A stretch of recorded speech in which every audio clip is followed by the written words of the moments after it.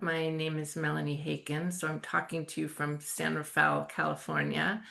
I am a freelance journalist, full-time freelance. I've been freelance for 25 years now. MindSite News, which I originally did this project for, is a very small nonprofit that specializes in mental health reporting specifically. The genesis of this project, actually, I need to give credit to MindSite News. So they came up with this project. My background is that I have written about eating disorders fairly extensively, and mental health in general. That's one of my specialties. I wear a lot of hats. I write about environmental science, the outdoors, wildlife, history, travel, family. My interest in mental health started, I was an editor at Parenting Magazine for a long time ago when my kids were young. And then I was the health editor for parenting for a long time. And that involved a lot of child development. So from there, moved around. And I've written quite a lot about addiction and alcoholism as well. Meanwhile, my very first job out of journalism school was for the Center for Investigative Reporting. And I met both Rob Waters and Diana Hembry at CIR thing. So I cut my investigative teeth there. And my reporting there focused on mental health and addiction. So the roots go way back. But meanwhile, I've taken a zillion detours. And if pull up my bio on Muck Rack, you'll see stories just all over the place. So I'm a real generalist. But I'd written about eating disorders and mental health and young people. And so Rob and Diana came up with this project that focused specifically on health insurance parity, which was not an angle I'd ever covered before. I'd done more the personal stories and then lots of research on the prevalence and the latest, what we know about helping people with eating disorders, but I had not written about the financial policy aspect of it before and the economics. And then they came to me and said, "You've got this specialty in eating disorders. Do you want to take on this project?" After they got the grant. So it was a collaborative process right from the get-go. One of the interesting parts of this project is we had to go where we could get data and where we could get information. And that drove part of the story because we didn't have a massive budget. We're not a big newspaper, so we don't subscribe to the big health databases that some of the big newspapers can afford. So we wanted as much original data as we could. We wanted to really break new ground, but we had some budgetary limitations and manpower limitations. There was just me. And then there was, what you can get. And a lot of this data is, it's not publicly available. This is not easy information to find. If you want to find out what the rate of denials for eating insurance claims is, that is not easy data to get. Absolutely. But it sounds like, I've read all of the reporting and you found a lot of really interesting information through the data you were able to obtain. So could you start by walking me through what some of the most common barriers to getting treatment for eating disorders is and what maybe some of the most common reasons are that people are getting denied their claims? Absolutely. So there are barriers that are about getting denied claims and finances, and there are some other barriers as well, which is where some of the equity issues come in too, in terms of recognizing eating disorders. So for the average person with an eating disorder, it comes to light. Eating disorders tend to operate in secrecy. So that's part of the disease. So there are people who recognize, particularly adults who recognize they have an eating disorder and, hey, I think I'm in trouble. I need to get a therapist. But for the most part, and especially with kids, it tends to be recognized by somebody else. A lot of times a doctor will, be doing a kid's weigh-ins and be going, wait a minute, the weight's not right here. Or a general practitioner is very often the person who might recognize, a school psychologist, a parent. For an adult, it might be a spouse or a friend who says, hey, what's going on here? And a lot of times there's denial on the part of the person with the eating disorder. That's part of the disease. You're not just going, oh yeah, I've got a problem, because in many cases you've got body dysmorphia, you think you look fine. Um, and in fact you want to look thinner and thinner, or um, so the process usually starts, the very first barrier is recognition. And for anorexia, that's the typical picture. Very skinny, weight's dropping, other health issues associated with that, over-exercising. But for bulimia and for atypical anorexia and for a number of other parts of the eating disorders landscape, it's not visually recognizable. Somebody may not be underweight at all. They might be overweight. Um, you've got binge eating disorder, binging and purging. A lot of this is not visible, other than somebody noticing unusual behavior, disappearing after dinner. Um, so, and those types of eating disorders, atypical and binge eating disorder and bulimia, they tend to be more prevalent in BIPOC, people of color. Those are just far more prevalent in general than people realize. And the disease can morph. So in my daughter's case, for example, she started out as anorexia, started to get the anorexia under control, but the disease is not under control. It can morph to bulimia, which is more secretive, harder to recognize.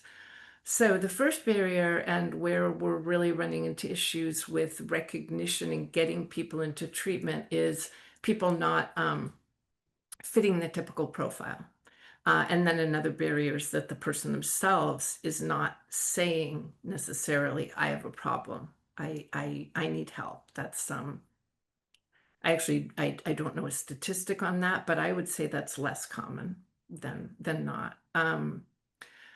The next barrier is recognizing severity, and also the understanding in the professional community is a very strong understanding that you need to act quite fast, that eating disorders, they get very entrenched very quickly, and you need to get help and get the right help and get it fast.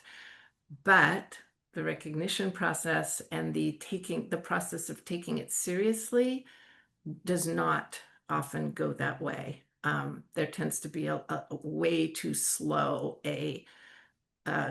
let's get on this. And even when it is recognized, often the reaction is kind of an underreaction. I'm trying to think. Another barrier is just this very, very generalized public perception that eating disorders are about food and weight. And that's not necessarily the case. It's much, much more complicated than that. And so a lot of times the initial approach is, why won't you just eat? What you need to sit down, you've got to eat.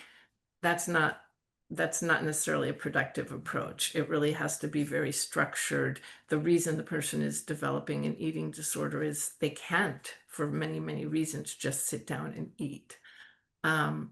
And then it can become quite a cycle too, because as the body becomes undernourished, as the brain becomes undernourished, it really becomes a loop, a feedback loop.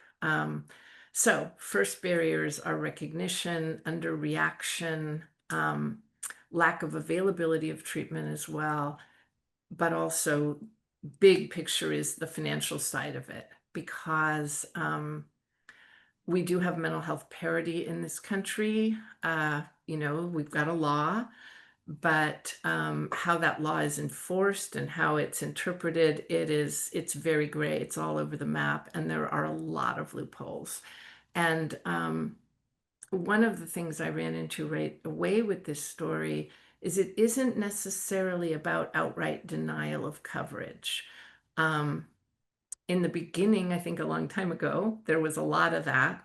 There were lawsuits. There was, it's been a progression since the Mental Health Parity Act was passed.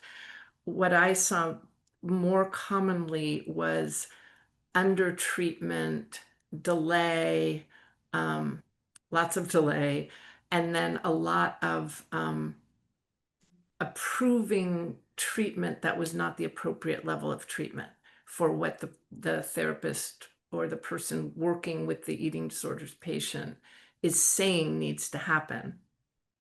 You would think that that would be the expert. They would, put in the claim, they would request the treatment, and that would be that. But that's not what happens in most cases. In most cases, the whole thing goes through a complicated review. There's a lot of people in the mix, many of them often with no expertise in eating disorders. And, someone who really should be going into a inpatient program is told they can only have outpatient. Somebody for whom outpatient might be okay is told they just can have a therapist and a weekly support group.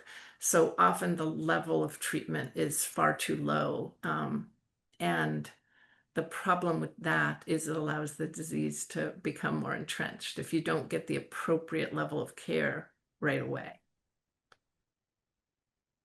Absolutely. There are a lot of complicating factors there. And I know in your reporting, you talked to a family in particular, for example, who had their daughter going in and out of care facilities. And your reporting, I think, covers really well how that disruption can really negatively impact the healing process of not only the individual, but also the support systems and the family. So where do you see that strain taking place on the people around people struggling with eating disorders as well?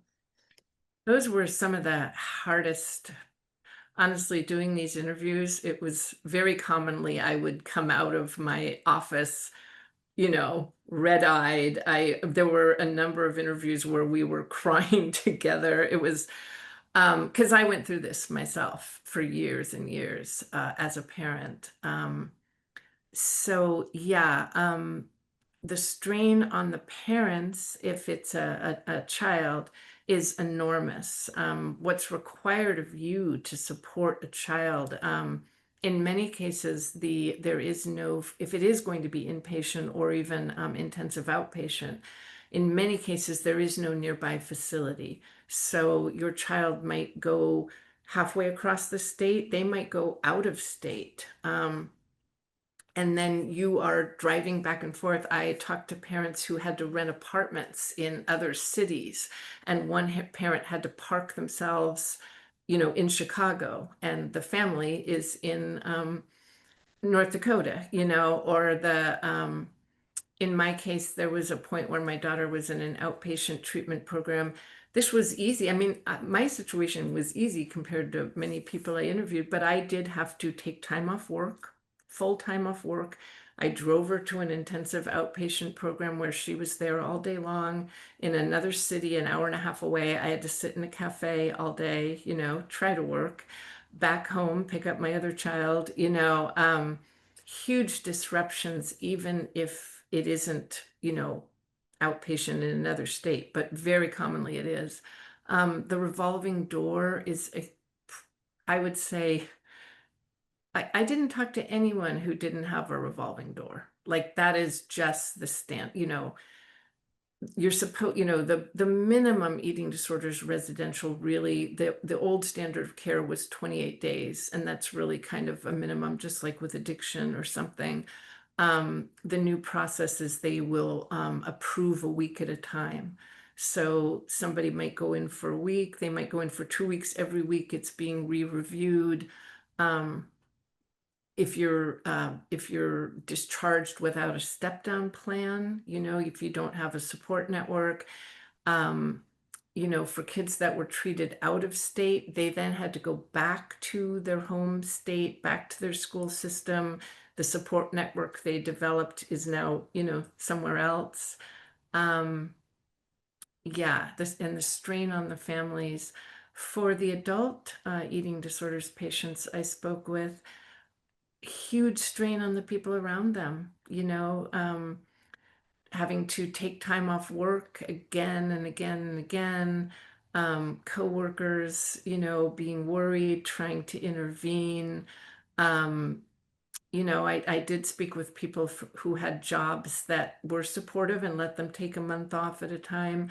But I spoke with more people who lost jobs, lost employment. And of course, when you lose your employment, you lose your health insurance.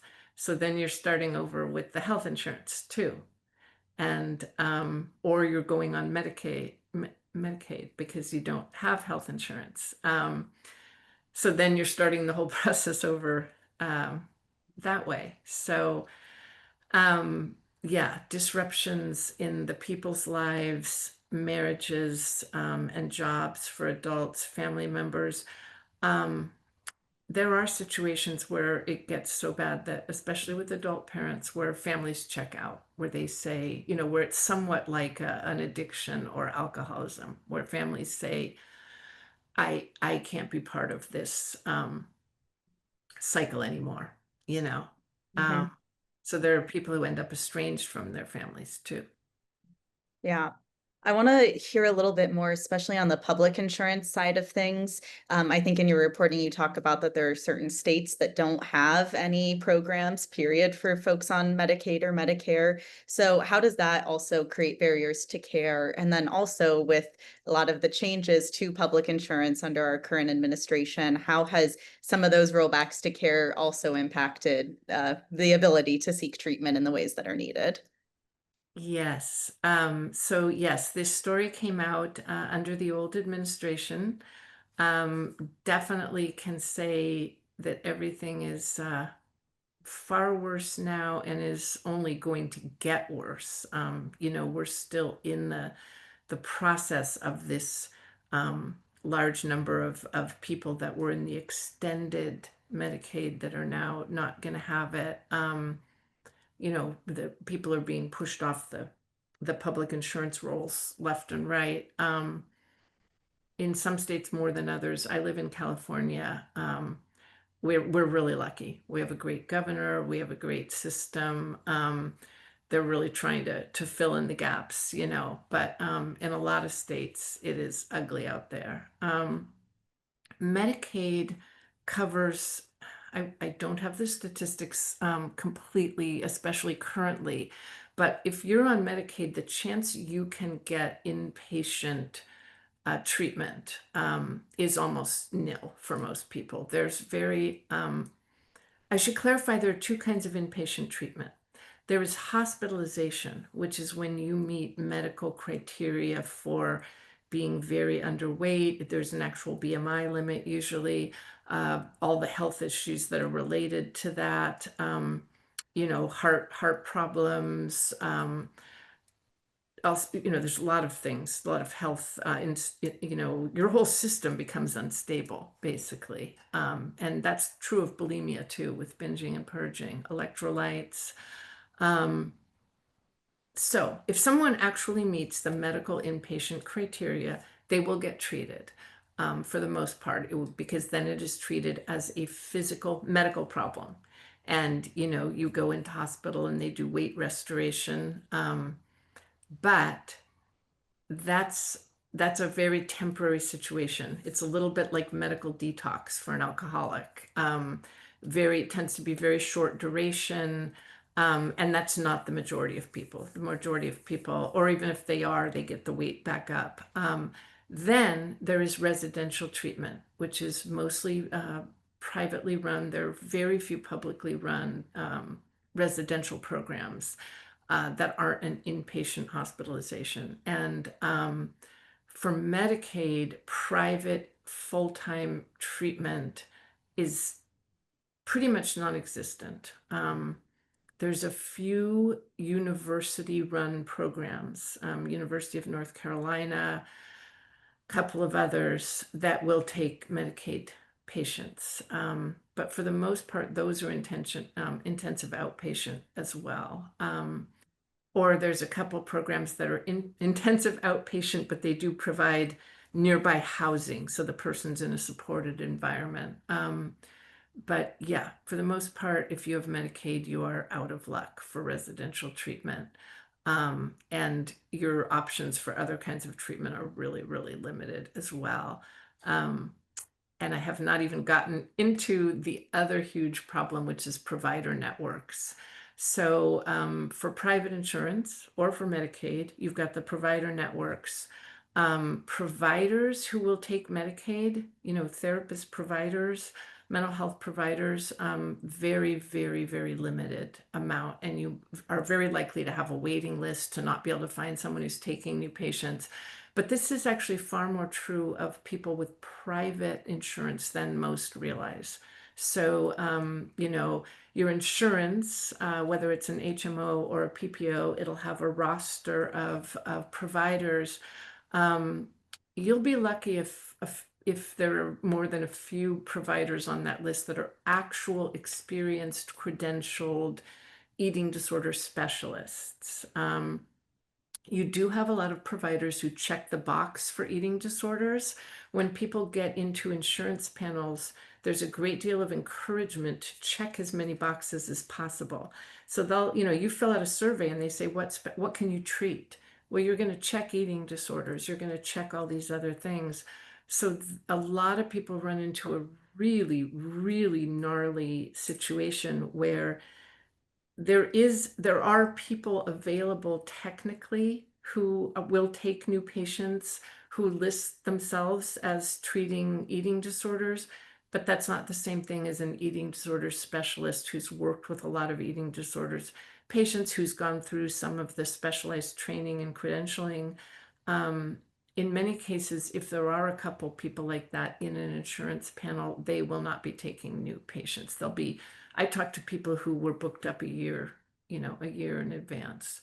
So provider availability is a huge issue in public insurance. It is actually a big issue in private insurance as well. Absolutely. I think all of us have encountered that in some regard with insurance, but especially with mental health treatment and specialized treatment. But then I can imagine having these available providers who might not be specialized then also encourages insurance to say, well, you have options, even if the Exactly. options that are needed.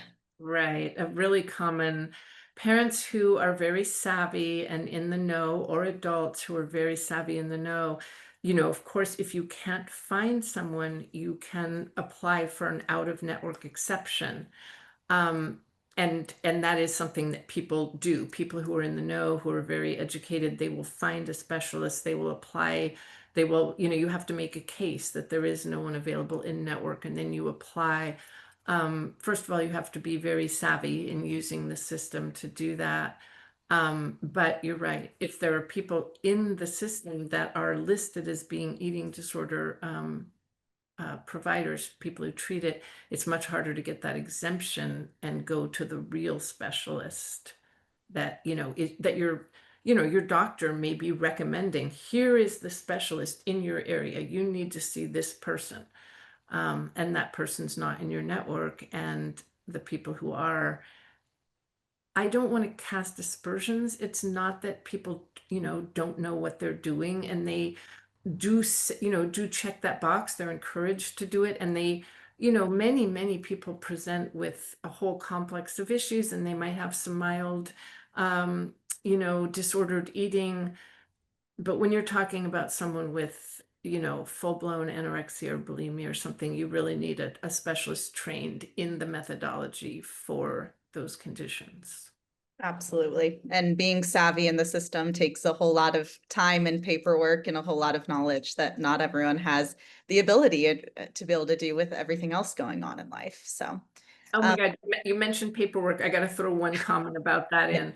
So the few groups, the few provider groups that I found that did take public insurance, they literally had to they had to be a big enough group with enough providers and enough, organization. It couldn't just be a single provider, that they literally had someone full-time on staff to handle the paperwork. So the paperwork to get the insurance and the claims paid, um, most providers simply they would never be treating people. They'd be doing nothing but paperwork. And so you have some, bless them, groups that put together a group of providers and they can afford to have someone that's putting the, that's full-time. And I should also mention that this was, we went back and forth about on the record, but I did speak with people who were willing to say that Medicaid, the payout is less than half what they would get simply from charging. So you're also agreeing to treat somebody for half your normal rate, and you might not see that check for months. So there's that too. Strains on the providers as well. There were a lot of providers who were really sad about and felt really badly about their inability to take people on public insurance, but they just couldn't afford to. Yeah, absolutely. So this topic overall is such a sensitive topic, and I know you mentioned your own personal experiences, and I'm sure that helped you build trust with sources. But for other folks who are looking to report on mental health in general or related topics, how do you approach those conversations with your sources to make sure that you're respecting their boundaries and their emotions, and how difficult it can be to talk about these things? And how did you get folks interested in telling their stories to you as well? I'm glad you asked about that because I do have opinions about this that, may be unpopular in some journalistic circles. So I came up old school. Like I said, I have a master's in journalism from UC Berkeley. I worked at CIR. Um, very much in favor of named sources and on the record. But we still have a huge stigma in this country about mental illness. And if you go on the record using your real name, saying that you have a serious mental health condition, especially something like eating disorders that many people know is very entrenched, it's a long time condition. You may still be dealing with it, right? You don't know. Nobody really is ever fully over an eating disorder, even if you get it completely under control. I mean, you are, but anyway, I encountered that myself. I have a very distinctive name, you might notice. My family has distinctive names. I did use my daughter's real name in a story and seriously regretted it and ended up going back later because that is going to follow her, because stories are also we're not in the print age anymore. I mean, I love print, but everything's online, even a print story. So that person's name is up there in perpetuity, and employers can see it, and colleges can see it. People don't realize how much stigma there is with, universities, private schools that have discretion. They don't know, they don't necessarily want a student with a known mental health issue. Um, so I told all the sources that I interviewed that I was willing to not use real names and that I was okay with that. I offered them the chance to use their real name and I was encouraging about it. And a couple of people did. One very brave young woman, adult woman. None of the parents wanted to, and I did not encourage the parents to use their kid's real name because you're making a decision for your child that's going to follow them for the rest of their life. And, if you're lucky enough to be, you know, Jane Doe or Megan Jones or something. But for the most part, this is going to follow people. And so I encourage people to either use their first name and a last initial. In a couple cases especially with the parents with underage, we simply made a new name that was very, very similar or to the person's name. Because you're asking someone to do something that like I don't know that I would do, that is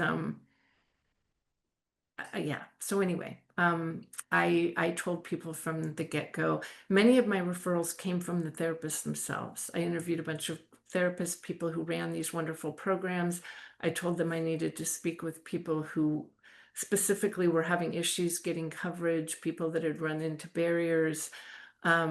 They were happy to refer me to people, but they, right from the get-go, said, they probably won't want to use their names. And I said, that's okay.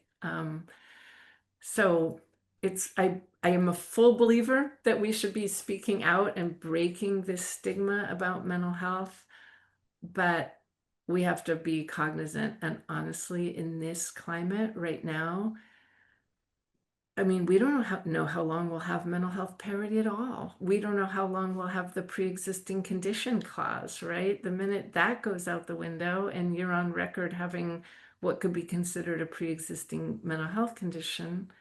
So that's what I did. And then my other way of, when the families that wanted to talk to me, the individuals who wanted to talk to me, we really shared a belief that like this needs to get out there. Parents want to help other parents, and people who've suffered with eating disorders and watched their lives just get derailed by these conditions. They don't want that happening to other people. And, for example, people that are in this revolving door, these young women who this has taken, a decade, 2 decades of their lives, they don't want that happening to other people. So they want to help other people recognize the disorder faster and get treatment faster, and not go through what they did. Absolutely. And your reporting does such a great job of documenting those while also being mindful of your sources and protecting them in their futures as well. Is Yeah. there anything else about the behind the scenes of reporting on this project that you want to share? Yes, actually there is. So we started out with the idea that we could get data from databases. We were going to actually try to pay for these big mental health databases and try to actually run statistical programming. And that was over ambitious.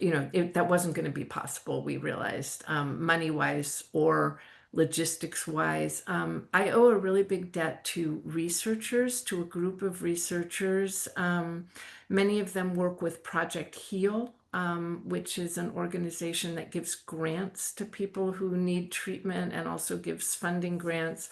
And there's some really great researchers out there. And of course, their goal is to do these studies. They do both survey studies, they do prevalence studies, all kinds of studies. Their goal is to publish the studies, of course, and that's what you do in those professions. But many of them, some of them were willing to share unpublished research with me, which is where I got some of the original data that hadn't come out yet. People were willing to, I found them because they had a published study. And then I asked them what they were working on, what further research they were doing, what was going to be coming out in the future, what were they presenting on at conferences, and they were willing to share that data with me. And that made the story, that gave it the breaking news of, sharing statistics information. That was the case with the data about equity, and the data showing the prevalence amongst trans youth. So yeah, I owe a debt to the researchers that also care about this subject enough that they were willing to share unpublished data. Absolutely. Well, thank you so much for taking the time, Melanie. You can find her series of great articles, well, wonderfully written articles, although hard to read, called Deadly Denials, How Insurance Providers Delay, Restrict, and Deny Care for Eating Disorders on the Pulitzer Center website, as well as on MindSite News's website. I definitely encourage you to take a look at all of the reporting. There are a lot of really interesting statistics and stories that dive into the very complex factors of all of these insurance issues.